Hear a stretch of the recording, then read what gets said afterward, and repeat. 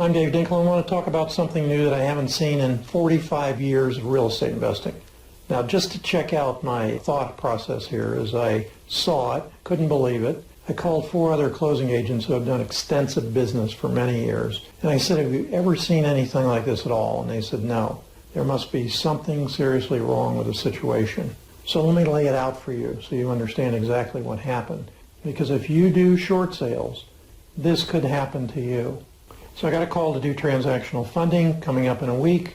I didn't know it was a short sale until I got the contracts and noticed that, in fact, it was a short sale. But typically in short sales, the approval letter that the lender sends over is oftentimes the day before, maybe 2 days before, and sometimes the day of closing, which stipulates the terms and conditions that they have. Very oftentimes an investor goes in, he sees a short sale list, he thinks it's a great deal, and what he does, he makes an offer, he gets it under contract, moves towards closing, and close to the closing, he gets the approval letter, and it says, by the way, you can't resell this property for a certain amount of time, or a certain amount of profit, or whatever, depending on who the bank is, or the lender involved, or the processor. And what happens at the last minute is the short sale approval letter comes over, and it basically says, oh yeah, here's the conditions, there's the price, this is our net price, this is what we want to receive, and oh yeah, I do have a couple stipulations, one of which is you can't resell the property for a certain time period, or a minimal profit, whatever it happens to be. That's called a deed restriction. However, in this case, I get ready to go to closing, and the closing agent calls me up panicked and says, day before the closing, I just got the approval letter, and guess what? I said, I don't know, deed restriction. He said, no. Never saw anything like this in my life. There's a 1-year restriction on my closing this property again. I said, what? He said, I can't reclose this property with this buyer again for 1 year. Now, does that really make a difference?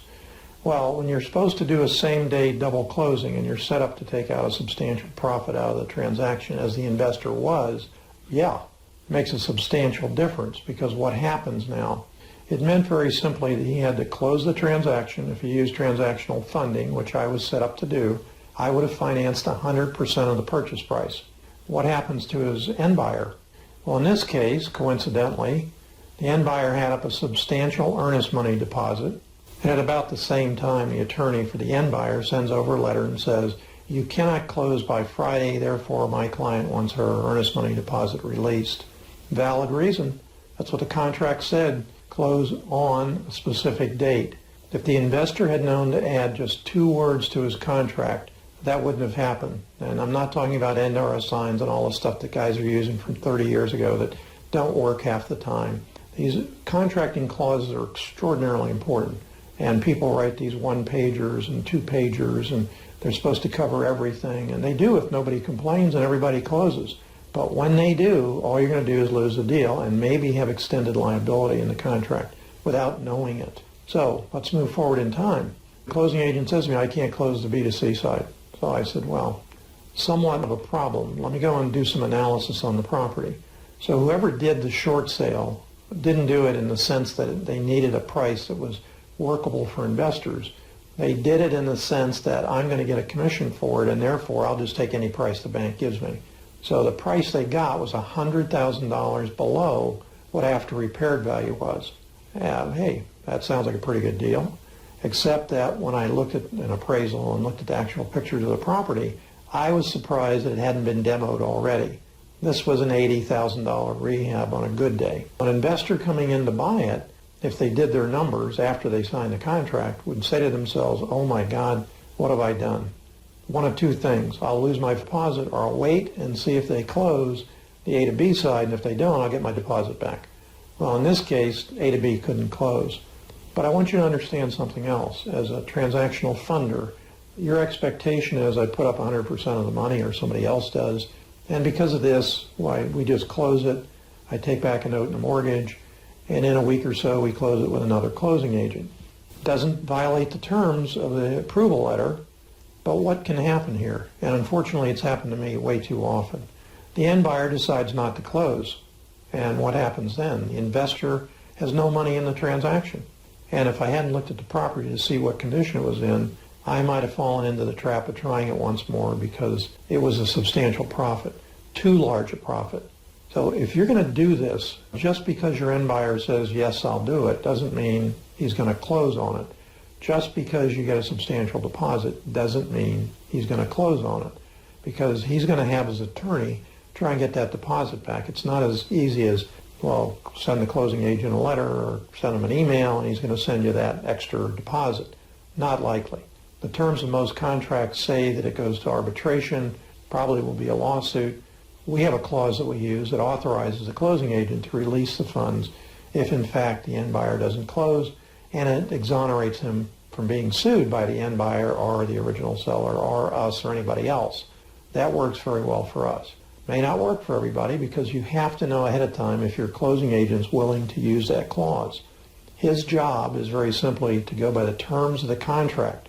That's a term of the contract. However, he knows he's setting himself up for being sued if he disperses the end buyer's earnest money deposit, or he disperses your earnest money deposit to the original seller. He's going to be sued. And what does he have to win? Nothing except attorney's fees on his behalf.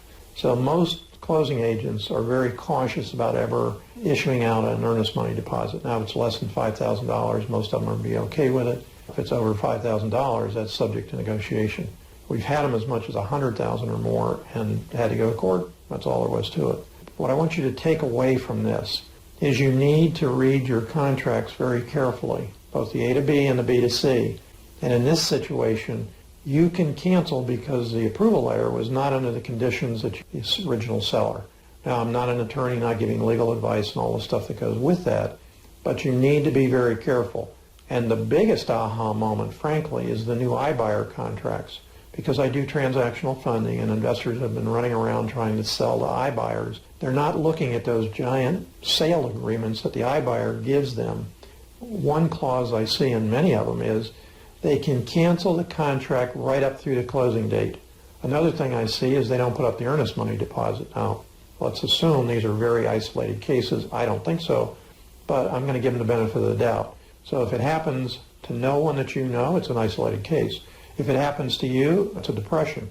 So don't get yourself caught up in, my guru told me this contract's okay, or I don't believe that's going to happen to me. Believe what you want to believe, and it will happen to you if you're doing enough deals. So that's my rant for today on this particular topic, and I hope it does you some good. I wish you limitless success in all that you do. I'm Dave Dinkle.